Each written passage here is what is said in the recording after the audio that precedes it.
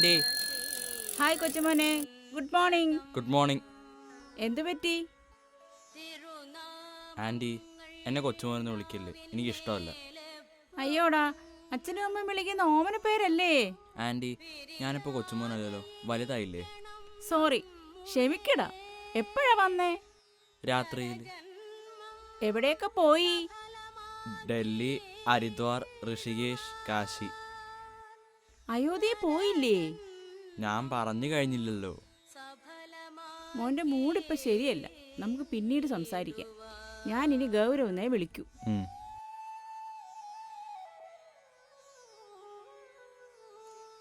കൃഷ്ണ കൃഷ്ണ മുകുന്ദ ജനാർദ്ദന കൃഷ്ണ ഗോവിന്ദ.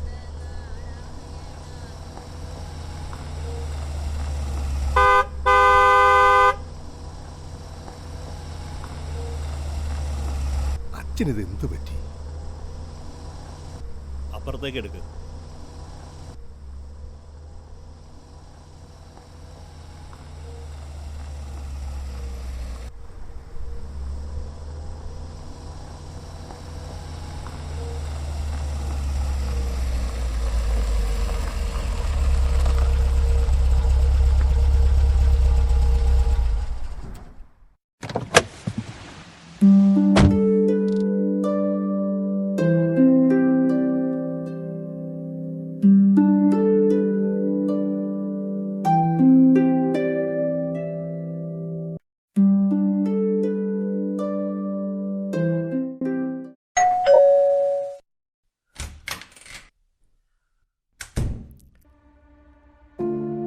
അച്ഛൻ ആ ഗേറ്റ് ഒന്ന് തുറന്നിടാൻ പറ്റും. എന്നിട്ട് വേണം പട്ടിക്കും പൂച്ചയ്ക്കും കയറി ഇറങ്ങി നടക്കാൻ. അച്ഛൻ എന്താ ഇങ്ങനെയൊക്കെ സംസാരിക്കുന്നത്? ഞാൻ എന്ത് സംസാരിച്ചു എന്നാ നീ ഈ പറയണത്? അച്ഛന് മറ്റേതെങ്കിലും കാര്യത്തിൽ വിരോധമുണ്ട് അത് പറ. എന്തിനാ ആവശ്യമില്ലാതെ ദേഷ്യപ്പെടുന്നു? അച്ഛൻ അങ്ങനെയൊക്കെ പറയാനേ അറിയത്തുള്ളൂ. മനസ്സിലായില്ല, ഞാൻ എങ്ങനെയൊക്കെ സംസാരിച്ചു എന്നാ നീ ഈ പറയണത്? ഇന്നലെ തന്നെ 10-20 നായ്ക്കളാ ആ മൂലേ കിടന്ന് കടിപിടി കൂടിയത്. ഒരെണ്ണത്തിനെ കടിച്ചു കൊന്നു. ഞാൻ തന്നെയാ കുഴിച്ചു മൂടിയത്. എന്താ, അകത്തോട്ട് കയറുന്നില്ലേ? ഞങ്ങൾക്ക് അമ്മയൊന്ന് കാണണം. അതിന് നിങ്ങളെ ആരെങ്കിലും വിലക്കിയോ? അമ്മയെ വിളിക്കേ. അപ്പോൾ അകത്തേക്ക് കയറുന്നില്ല? ഞങ്ങൾ അല്പം തിരക്കില്ല. എന്നാ മക്കള് തിരക്ക് കഴിഞ്ഞിട്ട് വാ. അച്ഛൻ എന്താ ഇങ്ങനെയൊക്കെ? എന്താ അച്ഛനും മക്കളും കൂടെ? ഇവർക്ക് അമ്മയെ കാണണം. എന്നാ ഇവർക്ക് തിരക്കോട് തിരക്ക്. എന്നാ മക്കളുടെ തിരക്ക് മാറിയിട്ട് വന്നാൽ മതി എന്ന് ഞാൻ പറഞ്ഞു. അത് രവിയാണോ തീരുമാനിക്കുന്നത്? മക്കളകത്തേക്ക് വാ, അമ്മ ചായ എടുക്കാം. അത് കോഫിയോ? അതൊക്കെ ഭാര്യ വീട്ടിൽ നിന്ന് കഴിച്ചിട്ടല്ലേ അവർ ഇങ്ങോട്ട് വന്നത്. മക്കള് വാ. അച്ഛൻ ഇങ്ങനെ ഓരോന്ന് ചൊറിഞ്ഞോണ്ടിരിക്കും. അർജുൻ, എന്ത് ഭാഷയാ സംസാരിക്കുന്നേ? അവര് പറയട്ടെടി, മലയാളമില്ലാത്ത രാജ്യത്തല്ലേ അവര് ജീവിക്കുന്നത്. ഈ നാട്ടിൽ വരുമ്പോഴല്ലേ ഇങ്ങനെയുള്ള കാര്യങ്ങളൊക്കെ പറയാൻ പറ്റൂ. അതുകൊണ്ട് എന്തും പറയാവുന്നാണോ? അമ്മേ, ഞായറാഴ്ച വന്നപ്പോൾ ഞങ്ങൾ പറഞ്ഞ കാര്യത്തിന് വല്ല തീരുമാനമായി? ഇന്ന് പറയാവുന്നല്ലേ അമ്മ പറഞ്ഞത്? അതറിയാനാ ഞങ്ങൾ വന്നേ. അപ്പോ ചായയും കാപ്പിയും വേണ്ട. ഒന്നും വേണ്ടമ്മേ, ഒരു ഗ്ലാസ് വെള്ളം മതി. വെള്ളമെങ്കിൽ വെള്ളം, അതെങ്കിലും അമ്മയുടെ കയ്യിൽ നിന്ന് മേടിക്കാൻ എന്റെ മക്കൾക്ക് സമ്മതാണല്ലോ. എടാ, 10-25 വയസ്സ് വരെ നിങ്ങൾക്ക് വച്ചുവിളമ്പിത്തുന്ന കൈകൊണ്ട് ഒരു പിടി ചോറ് വാങ്ങി കഴിച്ചുകൂടെ? ഭാര്യ വീട്ടുകാരെ വെറുക്കണമെന്നല്ല അച്ഛൻ പറയുന്നത്. അവർക്ക് നൽകുന്ന പരിഗണനയുടെ 4-1 അംശമെങ്കിലും ഞങ്ങൾക്ക് അർഹതപ്പെട്ടതല്ലേടാ.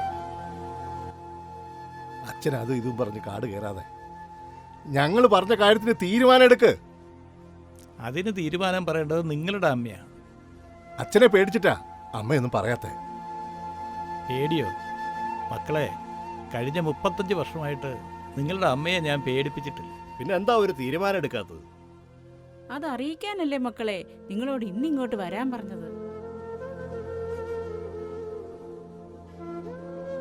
എന്നാ പറ, കേക്കട്ടെ. ഈ വരുന്ന 25-ാം തീയതി ഞങ്ങളുടെ 35-ാം വെഡിങ് ആനിവേഴ്സറിയാണ്. അമ്മയ്ക്ക് 2 ആങ്ങളമാരുണ്ടായിരുന്നു. എൻ്റെ അമ്മ ഞങ്ങളുടെ ചെറുപ്പത്തിലേ മരിച്ചുപോയി. ഒരുപാട് സ്നേഹിച്ചും ലാളിച്ചുമാണ് എൻ്റെ അച്ഛൻ ഞങ്ങളെ വളർത്തിയത്. ആ അച്ഛനോട് ഒരു വാക്ക് പോലും പറയാതെ അമ്മ നിങ്ങളുടെ അച്ഛൻ്റെ ഒപ്പം ഇറങ്ങിപ്പോന്നു. ഞങ്ങളുടെ ജാതി രണ്ടായിരുന്നു. ഈ കഥയൊക്കെ ഇപ്പോഴെന്തിനാ പറയുന്നേ? കുറെയൊക്കെ ഞങ്ങളും കേട്ടിട്ടുണ്ടല്ലോ. ഇന്ന് മുഴുവനായി നിങ്ങൾ അറിയണം. വീട്ടുകാരെ അറിയിക്കാതെയാണ് ഞാൻ ഇറങ്ങിപ്പോന്നത്. നിന്റെ അച്ഛൻ്റെ വീട്ടുകാരൊട്ട് ഞങ്ങളെ കയറ്റിയതുമില്ല. 15 വർഷം ഞങ്ങൾ വാടക വീട്ടിൽ കഴിഞ്ഞു. നിന്നെ പ്രസവിച്ച 15-ാം ദിവസം നിന്റെ അച്ഛൻ നാട് വിട്ടതാ. 30 വർഷക്കാലം അറബി രാജ്യത്ത് കൂലിപ്പണിയായിരുന്നു. ഇപ്പം നിങ്ങൾ രണ്ടുപേരും വിദേശത്താ. ഒരാൾ ഡോക്ടറും ഒരാൾ എഞ്ചിനീയർ. നിങ്ങൾക്ക് വേണ്ടി ഈ മനുഷ്യൻ മരുഭൂമിയിൽ കിടന്ന് രക്തം വിയർപ്പാക്കി അധ്വാനിക്കുമായിരുന്നു. നിങ്ങളെല്ലാവരോടും പറയുന്ന അമ്മ കേട്ടിട്ടുണ്ട്. അച്ഛൻ അവിടെ ഫോർമാനാണ്, സൂപ്പർവൈസറാണെന്നൊക്കെ. കഷ്ടം. സിമെൻറ്റും കട്ടയും ചുമടായിരുന്നു. വെറും ലേബർ. വർഷത്തിൽ 1 മാസം ലീവ് ഉണ്ടായിരുന്നിട്ട് കൂടി വരില്ലായിരുന്നു. ആ പണവും സമ്പാദിച്ചു വെക്കും നിങ്ങൾക്ക് വേണ്ടി. കഴിഞ്ഞോ? ഈ കഥ പറച്ചില് ഇപ്പോഴെങ്ങാനും തീരുവോ? ശാന്തി നിർത്ത്, മക്കൾക്ക് ബോറടിക്കുന്നു. സോറി രവി, എനിക്ക് പറയണം. 25 വർഷക്കാലം ഞാൻ ഈ മനുഷ്യനോട് തോണ ഉണ്ടിട്ടില്ല. അമ്മ പറയുന്ന കേട്ടാ തോന്നും ഇതൊക്കെ ഞങ്ങളുടെ കുറ്റം കൊണ്ടാ സംഭവിച്ചത്. നിങ്ങളുടെ കുറ്റം കൊണ്ടാണെന്ന് അമ്മ പറഞ്ഞില്ല. നിങ്ങൾക്ക് വേണ്ടി കൂടി ആയിരുന്നുവെന്ന് എൻ്റെ മക്കൾ കരുതിയാൽ നന്ന്. ഇപ്പം നിങ്ങൾക്ക് അമ്മയെ കൂടെ കൊണ്ടുപോകണം വിദേശത്തേക്ക്. എന്തിനാ? ഋതുലിൻ്റെ ഭാര്യ 8 മാസം ഗർഭിണി, അർജുൻ്റെ ഭാര്യയ്ക്ക് 2 മാസം. ഞാൻ മാറി മാറി നിങ്ങൾ 2 പേരുടെയും ഭാര്യമാരുടെ പ്രസവ ശുശ്രൂഷയ്ക്ക് സഹായിയാകണം. അമ്മ എന്തൊക്കെയാ ഈ പറയണേ? അമ്മ പറയുമല്ല മക്കളെ, നിങ്ങൾ പറയിക്കല്ലേ. എല്ലാത്തിനും കാരണക്കാരൻ അച്ഛനാ. അതേടാ, അച്ഛൻ തന്നെയാ. നിങ്ങളൊക്കെ ഇന്ന് എഞ്ചിനീയറും ഡോക്ടറുമായി ഇരിക്കുന്നില്ലേ? അതിൻ്റെയൊക്കെ കാരണക്കാരൻ ഈ അച്ഛൻ തന്നെയാ. എന്തായാലും ഇനിയുള്ള കാലം മരിക്കുന്നവരെ ഞങ്ങൾ ഒരുമിച്ച് ജീവിക്കാൻ തീരുമാനിച്ചു. ഈ മനുഷ്യനില്ലാതെ ഞാൻ ഇനി ഒരിടത്തേക്കും ഇല്ല. അപ്പൊ നിങ്ങൾ എവിടെ താമസിക്കും? എടാ, എൻ്റെ ചോര നീരാക്കി പണിതാടാ ഈ വീട്. ഞങ്ങൾ ഇവിടെ താമസിക്കും. ഞാനിത് വിൽക്കാൻ പോവാ. ഏട്ടന്റെ പേരിൽ എഴുതി തന്നത് ഇവര് മറന്നുപോയെന്നാ തോന്നുന്നു.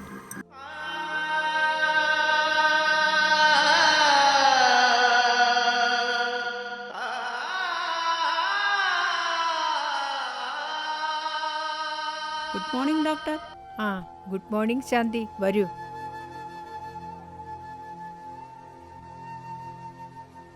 അതെന്താ ശാലിനി, രവി വരണ്ട എന്ന് പറഞ്ഞത്? ചില കാര്യങ്ങളൊക്കെ ചില സന്ദർഭങ്ങളിൽ രോഗിയെ മറച്ചു വെക്കും. ഡോക്ടർ, എന്റെ പേര് മറന്നോ? ശാലിനി, എനിക്കൊന്നും മനസ്സിലാവുന്നില്ല. എടോ, നമ്മൾ സുഹൃത്തുക്കളാ. ആ സ്വാതന്ത്ര്യം ഞാൻ ഇവിടെ ഉപയോഗിക്കുന്നു. ജീവിതത്തിൽ നിരവധി പ്രശ്നങ്ങളെ ഫേസ് ചെയ്തിട്ടുള്ളവളാണ് നീ. അതുകൊണ്ട് പെട്ടെന്നൊന്നും തകരത്തില്ല. ശാലിനി, പലപ്പോഴായി ഞാൻ നിനക്ക് സൂചന തന്നിട്ടുണ്ട്. ഒന്ന് പറയടാ പ്ലീസ്. ശാന്തി, ഞാൻ പറയുന്നത് നീ വ്യക്തമായി മനസ്സിലാക്കണം. എന്നോട് പിണങ്ങരുത്. നമുക്ക് വേണമെങ്കിൽ വേറെ ഏതെങ്കിലും ഹോസ്പിറ്റലിൽ പോകാം. ശാലിനി, നീ ഇപ്പോഴും കാര്യം എന്നോട് പറഞ്ഞില്ല.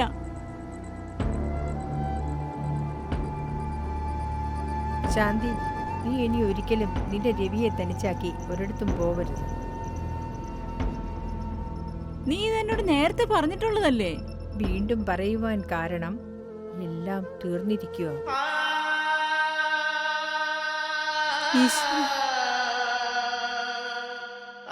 എടോ, തൻ്റെ ഫോണാ ശബ്ദിക്കുന്നത്.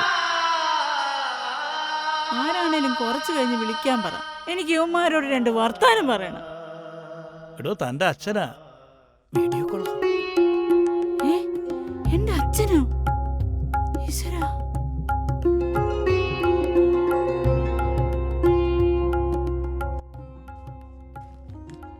ഞാനാ ഭാസ്കരൻ നായരാ.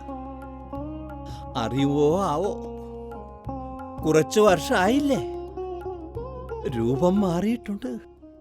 എന്നാൽ ഞാൻ കാണുന്ന രൂപത്തെ ഞാൻ തിരിച്ചറിയുന്നുണ്ട്.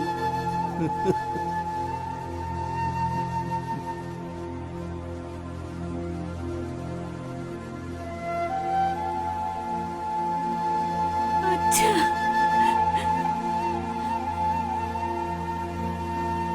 മറന്നിട്ടില്ലല്ലേ? എടാ, എന്ത് തെറ്റാടാ ഈ അച്ഛൻ നിന്നോട് ചെയ്തത്? നിന്റെ തീരുമാനങ്ങൾക്കെതിരെ നിൽക്കുന്നവനാണ് ഈ അച്ഛൻ എന്നറിഞ്ഞിട്ട് എൻ്റെ മോൾക്ക് സ്വന്തമായൊരു തീരുമാനമെടുക്കാമായിരുന്നല്ലോ. അച്ഛാ, അച്ഛന് സുഖാണോ? എന്റെ ഗുരുവായൂരപ്പാ, വർഷങ്ങൾക്ക് ശേഷം ഇപ്പോഴെങ്കിലും അച്ഛനെ തിരക്കാൻ എന്റെ മോൾക്ക് തോന്നിയല്ലോ. നമ്മുടെ വസ്തുവിന്റെ ഭാഗം വയ്പ് അങ്ങ് നടത്തി. അവന്മാരെ അവരെല്ലാം വിറ്റിട്ടങ്ങ് പോകുക കണ്ണൂരേക്ക്. നമ്മുടെ പറമ്പിന്റെ മുന്നിലുള്ള റോഡ് സൈഡിലെ തെക്ക് വശത്ത് 30 സെന്റ് ഭൂമി അളന്ന് തിരിച്ച് അതിൽ അച്ഛനൊരു വീട് വെച്ച്, നല്ല വീടാ, അത് നിന്റെ പേരിലാക്കി. 30-ാം തീയതി ഞങ്ങൾ എല്ലാവരും അവിടേക്ക് പോവുക. വീടിന്റെ താക്കോലേ നമ്മുടെ തറവാട്ടിൽ തെക്കേതില് കൊച്ചിച്ചന്റെ മാനാ താമസിക്കുന്ന അവിടെ കൊടുത്തേക്കാം. അച്ഛനൊരു ആഗ്രഹമുണ്ട്. എടാ, നിനക്ക് 15 വയസ്സുള്ളപ്പോ നിന്റെ അമ്മ മരിച്ചു പോയതാ. അന്ന് അരുണിന് 10 വയസ്സ്, ദീപക്കിന് 7 വയസ്സ്. ആങ്ങളമാരെന്റെ ഇടതും വലതും കിടന്നുറങ്ങുമ്പോ നീ എന്റെ നെഞ്ചത്ത് തലവെച്ചാ കിടന്നുറങ്ങിയത്. ഇവിടെ നിന്ന് ഇറങ്ങിപ്പോകുന്നതിന്റെ തലേന്ന് രാത്രിയില് നേരം വെളുത്തു കഴിഞ്ഞു എന്റെ നെഞ്ചത്ത് തലയെടുക്കാതെ കിടന്നത് എന്നെ കബളിപ്പിക്കാനാണെന്ന് അറിഞ്ഞില്ല മോളെ.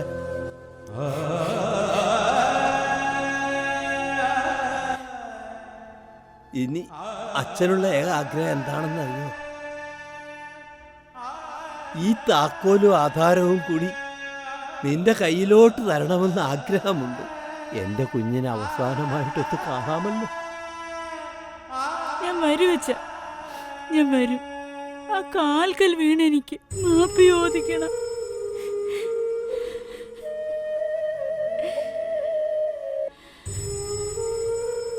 മാപ്പൊന്നും ചോദിക്കണ്ട.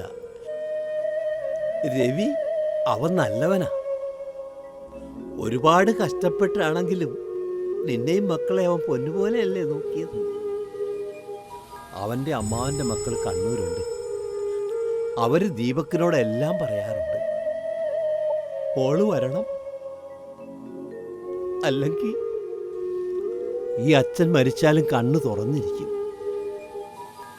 നീ വരുന്നുണ്ടോ എന്നും നോക്കി. എന്നാലേ അച്ഛൻ ഇപ്പം നിർത്തുക. മോള് വരണേ.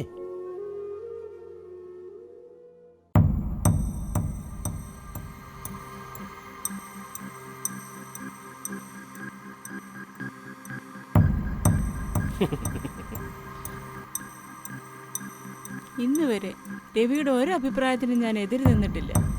എൻ്റേതായ അഭിപ്രായം ഒട്ട് പറഞ്ഞിട്ടുമില്ല. എൻ്റെ കൂടെ നിൽക്കുവോ? എന്താ ശാന്തി? എതിര് നിൽക്കില്ല എന്ന് എനിക്ക് ഉറപ്പുതാ. ഇത്തരം മക്കളുടെ മുമ്പിൽ ആത്മഹത്യ ചെയ്യാമെന്ന് എൻ്റെ ശാന്തി പറഞ്ഞാൽ അതിനും ഞാൻ തയ്യാറാണ്. നമുക്ക് പോകാം രവി. ശാന്തി, മതി രവി, അവരുടെ ആഗ്രഹം സാധിക്കട്ടെ. അച്ഛനും അമ്മയും കൂടി അവർക്ക് നഷ്ടം വരുത്തിയെന്ന് അവർ പറയരുത്. ഈ വീടിപ്പം നമ്മുടെ അല്ല, ഉടമസ്ഥൻ ഇവനാണ്. ആരുമില്ലാതെ വരുന്ന സന്ദർഭങ്ങളിൽ അവർക്ക് തുണയായി ഈശ്വരൻ എത്താറുണ്ടെന്ന് കേട്ടിട്ടില്ലേ? വാ, എഴുന്നേക്ക് രവി. അമ്മേ,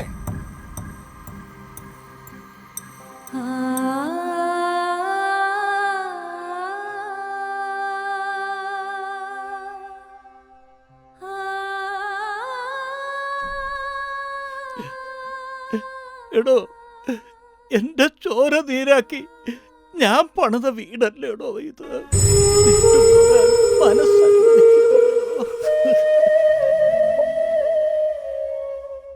അമ്മേ, ഞങ്ങൾ ഓരോന്ന് പറഞ്ഞ് സംസാരിച്ച് ഓവറാക്കി. ക്ഷമിക്കമ്മേ. അച്ഛാ, മക്കളെ, മാതാപിതാക്കൾ ഉണ്ണാതെ ഉറങ്ങാതെ കഷ്ടപ്പെട്ടു മക്കളെ ഏത് നിലയിലെത്തിക്കാമെന്ന് നിങ്ങൾ കാണിച്ചു തന്നു. സ്വന്തമായി ഒന്നും കരുതാതെ എല്ലാ മക്കൾക്കായി ചെലവിടുന്ന മാതാപിതാക്കൾക്ക് നിങ്ങളുടെ വാക്കുകൾ ഒരു സന്ദേശമാണ്. മക്കൾക്ക് വേണ്ടി എന്തും ചെയ്തോളൂ, പക്ഷേ അന്ത്യനാളുകളിലേക്കായി എന്തെങ്കിലും സ്വന്തമായി കരുതി വച്ചില്ലെങ്കിൽ മാതാപിതാക്കൾ ഞങ്ങളെപ്പോലെ ആകുമെന്ന് നിങ്ങൾ ഈ സമൂഹത്തിന് നൽകുന്ന സന്ദേശമാണ് നിങ്ങളുടെ ഈ പ്രവൃത്തി. വാ, ഇറങ്ങാം ശാന്തി. അച്ഛാ, തൊട്ടു പോകരുത്.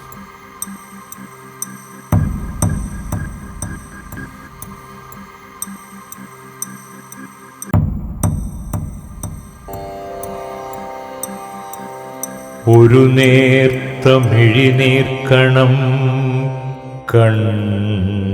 തടങ്ങളിൽ അടരുവാൻ കാതോർത്തിരിപ്പു നീയറിയാതെ